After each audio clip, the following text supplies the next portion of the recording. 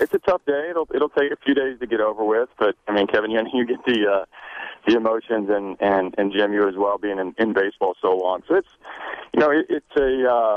it's unfortunate. It's nothing that I ever wished would happen, and certainly long for better times. But everybody will dust their themselves off, and we'll pick up and move on. I wish the organization well, and Gibby and all the people that I went to battle with in terms of the baseball. So, but definitely a strange moment. It's something I've never experienced. I've never really been unemployed before, so that's going to be a new experience for me. Yeah, I remember if it was last week or a couple of weeks ago, you were like, there's been a lot of talk about your position in the media, and even Josh's position in the media, and when you see a change like that, obviously when both guys go on the same day, it's a clear indication, at least from ownership, that they want to go in a different direction. Did you have any inkling of that from within? I mean, you saw it in the paper, but do you have any inkling from within your own organization that this might come?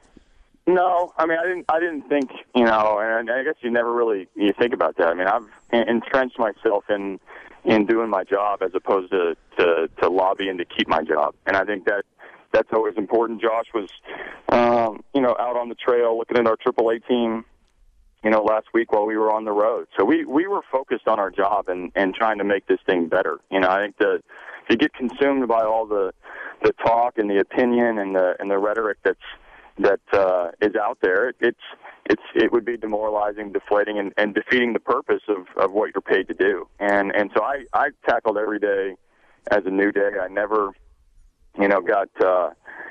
got involved in all of the chatter and all of the talk. I mean, I addressed the media every day, but I always wanted to talk about the baseball. I didn't, my job security or what's turned out insecurity has never been a focus of mine. I mean, I was a privilege being a manager of the organization. It's an honor to be thought of in light of what's happened, and I kept my mind on the baseball and worried about today's game as opposed to what lies ahead tomorrow.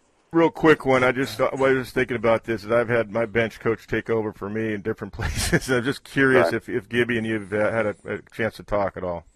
We did. Gibby and I are very close, and we worked closely together, and he was a big supporter of mine. When I took over last year, he was very close with Bob Melvin, and he was put in a very awkward situation where, I was a player under Gibby when he was the bench coach for Alan Trammell in Detroit.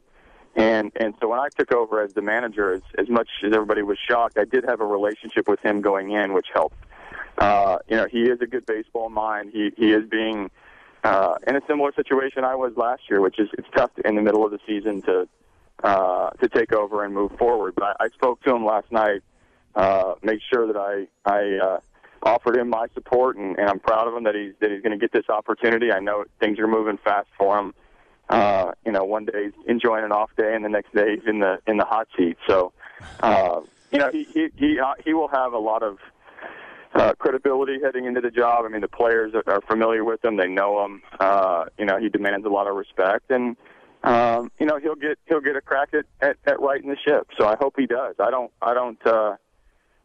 wish anything bad upon anybody in the Diamondbacks organization, and Gibby's a good man, and we'll certainly give everything he can to turn this thing around.